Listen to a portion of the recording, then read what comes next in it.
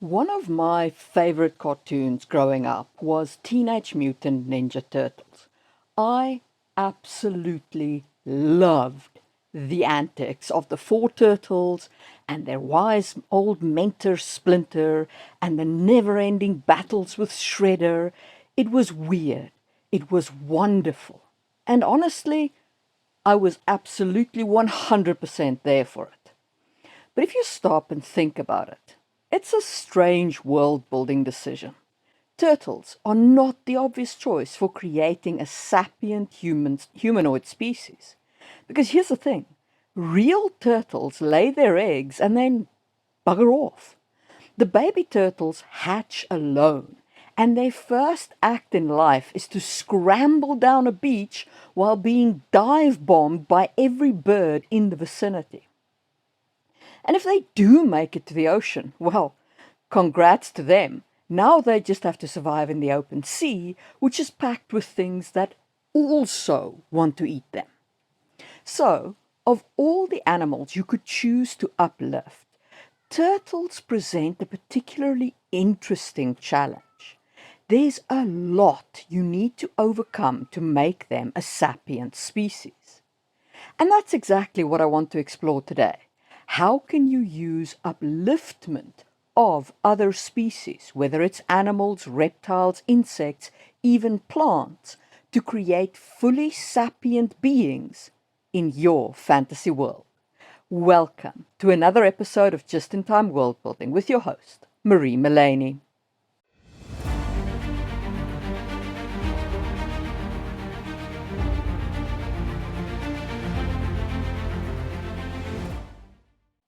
Let's start with the basics. What actually is uplifted life?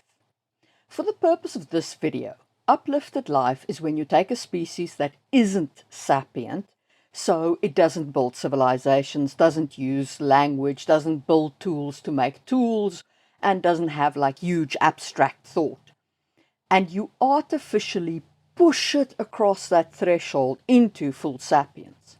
The original term comes from the sci-fi book The Uplifted War by David Brin, but I'm mostly coming at it from more a fantasy world builder angle, rather than something that one species is necessarily doing to another inside the story. So bear that in mind for the definition and examples that I'm going to use. The most obvious example of upliftment, as I mentioned earlier, is the Teenage Mutant Ninja Turtles. The turtles and the rat Splinter were uplifted thanks to radioactive ooze. And because of that, they gained language, tactical thinking, even personalities and emotional depth. They became human enough to tell a story about. Another great example comes from Adrian Tchaikovsky's science fiction novels, Children of Time and Children of Ruin. In Children of Time, it's spiders that get uplifted, and in Children of Ruin, it's octopi. And in both cases, there are a lot of challenges that have to be addressed in turning those animals into fully sapient beings. And we'll unpack some of those challenges as we go. If you do want more on Adrian's world specifically, I did not one, but two interviews with him, which you can check out in the information card. Okay, so why would you want to uplift a species in your world? Well, for starters, it gives you a chance to explore what it means to be intelligent. You can get into those juicy ethical questions like, if you have the power to uplift something, should you? What responsibility do you have towards a species once it becomes self-aware? So that's if it's happening inside the world, one species doing it to another. But it also allows you to explore the blurry line between animal and person, between sapient and non-sapient, sentient and non-sentient. And it gives you a way to challenge the ideas around human exceptionalism. What actually makes us the dominant species? Is it our biology, our culture, our ability to cooperate? Or was it just luck that let us turn out at the top? From a purely practical point of view, uplifted life is also a great shortcut for the fantasy world builder. You get all the alienness of a non-human perspective without having to invent an entirely new biology from scratch. Your readers already know what a dolphin is, or a wolf, or a crow, or a spider. So if you uplift that creature, they can immediately grasp the basic shape and behavior, and then enjoy how you've tweaked them to be something more. This is something an author friend of mine, Chalky, did, and you can check out that interview also in the information card. And of course, let's be honest, uplifted life is just cool. Talking dogs are cool. Lion people are cool. Even spiders are cool. So don't underestimate the rule of cool when you're building your world and deciding whether to uplift or not. Okay, so that's what uplifted life is and why you might want to include it in your setting. Just before we dive into how to actually uplift a species, give me 1 minute to tell you about a great world building book that I've written called Worldbuilding Blueprints, Volume 1. This book has 50 exercises and templates to guide your world building from zero to hero. It has been successfully funded on Kickstarter, and the Kickstarter is still open for late pledges until the book actually goes to print somewhere in late November, early December. So if you want the book and the perks that are exclusive to the Kickstarter, like a sample world and videos on how I built that world using the templates in the book, follow the link down below. All right, and now on with the show and how to uplift a species. To my mind, there are 3 major ways to uplift a species into a sapient state. The first one is to make a biological change to the species that is already on the verge of sapience, or at least that is close to sapience. Dolphins are a great example here. They clearly have something resembling a culture. Orcas have been seen wearing fish on their heads, and it looks like a fashion trend, like something that occurs between different pods of orca. Dolphins engage in complex play behaviors and also, unfortunately, exhibit some very dark behaviors like coordinated aggression, including acts of, well, shall we say, grape, as the internet euphemistically puts it. The point is, dolphins are close to sapience, but they don't have hands. They don't have access to fire. And that makes it hard for them to develop technology in the way that we did on land.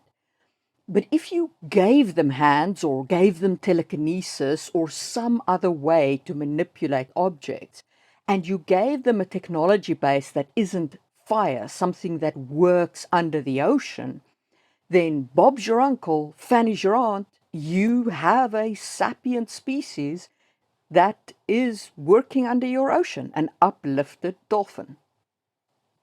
Octopi are another great candidate for upliftment. They do have manipulative limbs, but they still need a big physiological upgrade to get across the sapience threshold. The main one is lifespan.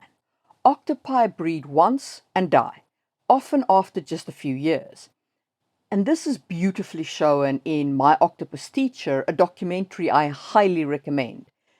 Octopi just don't live long enough to build lasting knowledge generation to generation.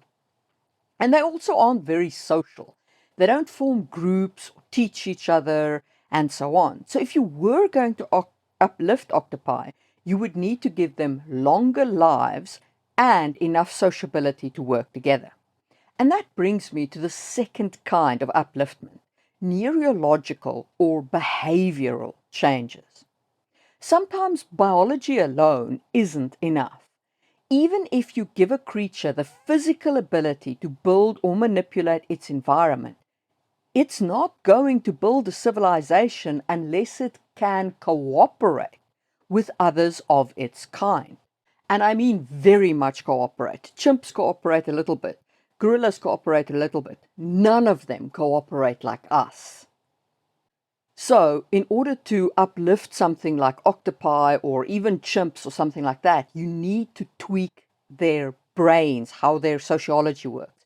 Maybe they're too aggressive with each other and you need to tone that down so that they stop killing each other before they can build anything. Chimps really is a good example here. They're very, very aggressive, even though they are cooperative and social. Or maybe these creatures are just too passive and you need to boost their willingness to defend what they've created so that rather than just running away, they actually stand their ground sometimes. Sheep would be a good candidate here. They're social, they live in herds, but if they're attacked, they just scatter and abandon, what they built. Not a good candidate for sapiens, but you could change that. I will say though, sheep probably need more than just a little bit of aggression in order to get to sapience. They're not the sharpest tool in the shed, those things.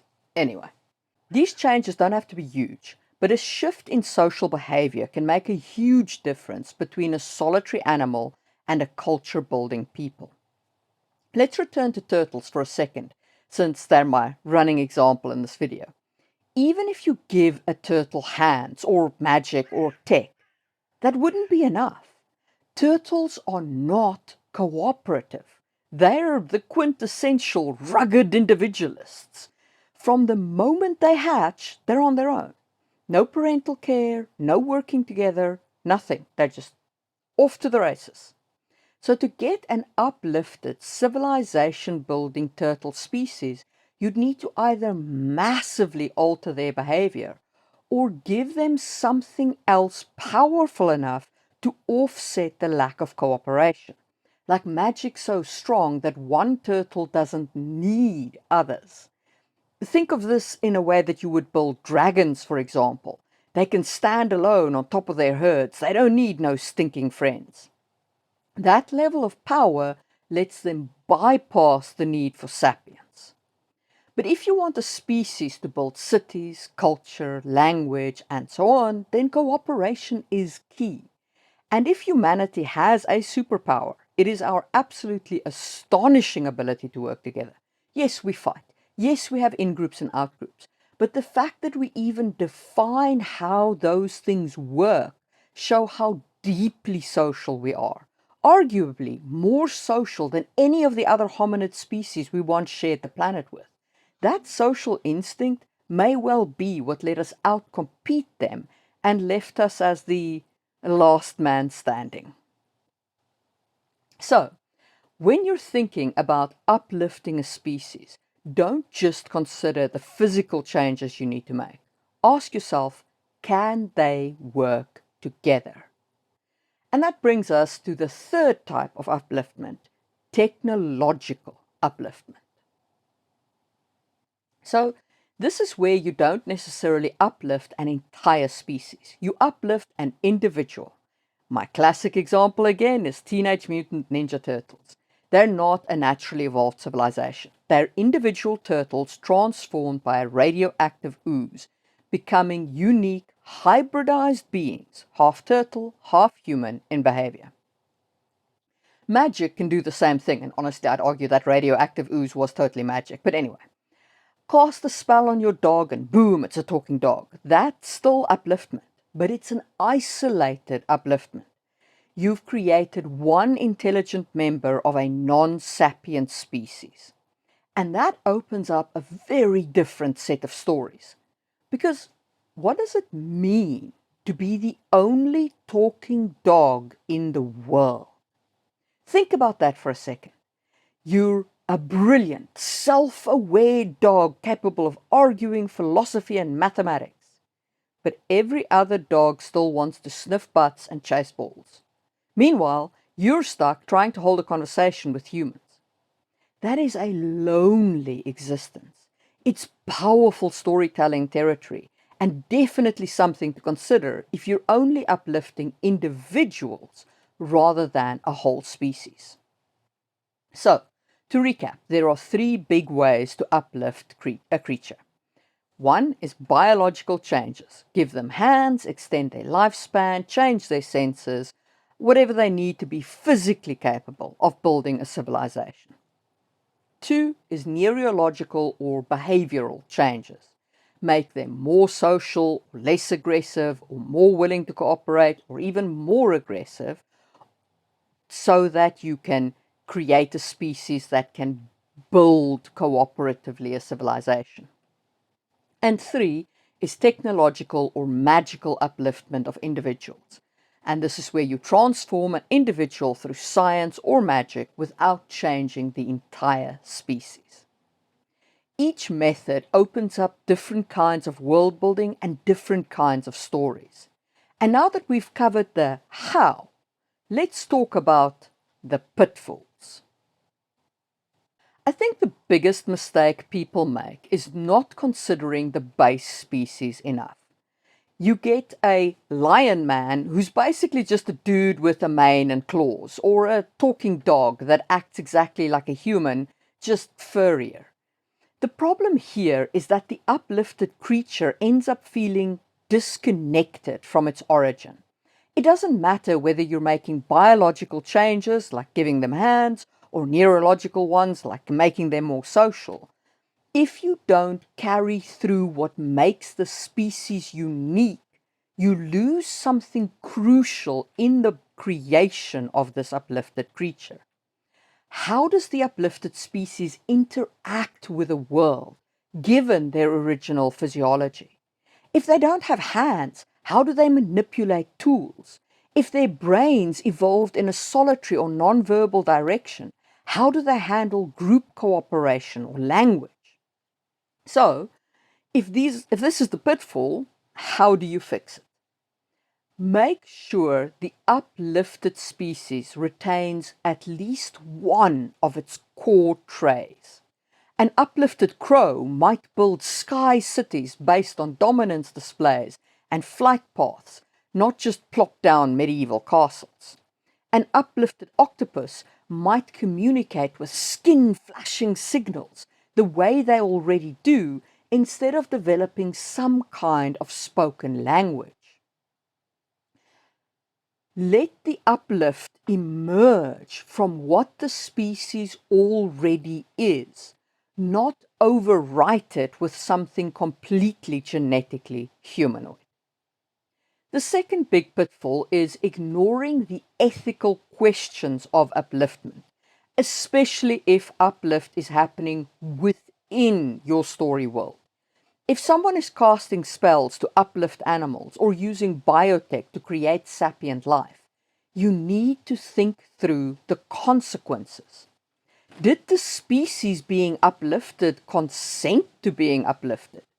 Are their creators responsible for what happens next?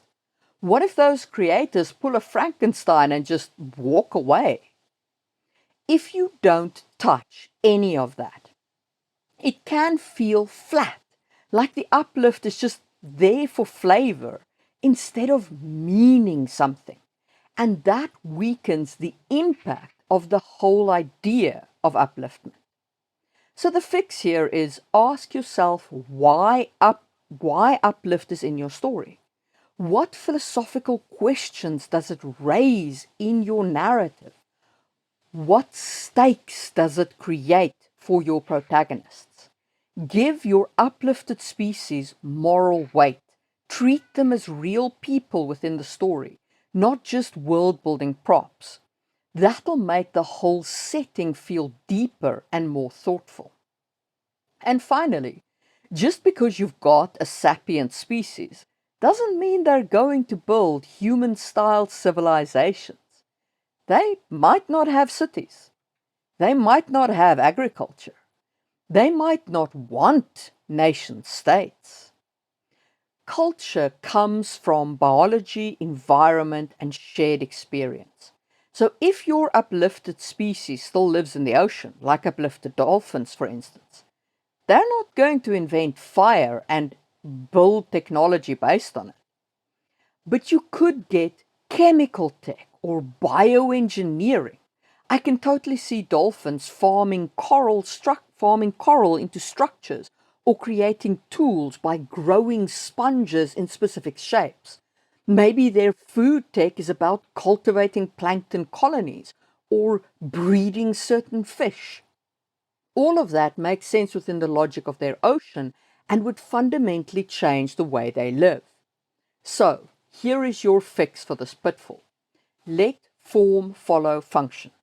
Base the culture of the uplifted species on what already exists. their senses, their mobility, their social behavior. Uplift should build on these traits, not erase them. So to wrap up, don't forget the base species that you're building from. Stay true to the biology and the psychology you're uplifting from. Think through the ethics of upliftment. Uplift should raise questions within your narrative, not just add weirdness. And build consistent cultures. Don't assume every sapient species will be like humans. What is your favorite uplifted species and why is it octopi? Let me know in the comments, or just leave a fish emoji to let me know that you've made it to the end of the video. And while you're down there, don't forget to subscribe, because in the next episode of this series, we will be diving into transformed life, like werewolves, undead, and other cursed life forms. And if you enjoyed this episode, go ahead and give it a thumbs up. It really does help to spread the news of the video and make the algorithm love it more. And a huge thank you to my channel members who make videos like this possible and give me some financial stability in the uncertain world of YouTube advertising. With an especial shout out to the just-in-time Stone tier, Tony Lamanna, Katie Kofi Mug, Epic, Necromancer JM, A. Wellyard, Neil Buckley, and Laura Bones 79. If you would like to support the channel, the easiest and free way is just to watch another video. If you like this video, you'll probably enjoy my video on creating hybrid monsters, which you can check out on screen now, or you can follow the other video link, which is what the algorithm thinks that you should watch. And I will see you soon for another episode of Just in Time World Building.